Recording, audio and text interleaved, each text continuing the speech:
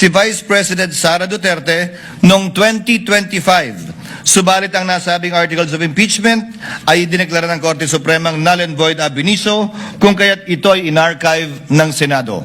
Siya ay muling na-impeach sa kasalukuyang taon at ngayon nahaharap sa paglilitis na ito. Ipinakikita lamang na maikling tala nito na ang impeachment ay hindi isang pangkaraniwang kaganapan. Turing nga ng Korte Suprema, quote, "It is the most difficult and cumbersome mode of removing a public officer from office." Subalit, ang paglilitis na ito ay hindi lamang hindi pangkaraniwan. Ito ay tunay na bukod tangi. Bakit? Una, si Vice Presidente Sara Duterte ang kauna-unahang opisyal na 2 beses na na-impeach ng mababang kapulungan. Pangalawa, siya ang kauna-unahang Vice Presidente na haharap sa paglilitis ng isang impeachment court at pangalawang opisyal lamang na halal ng sambayanan na sasailalim sa prosesong ito.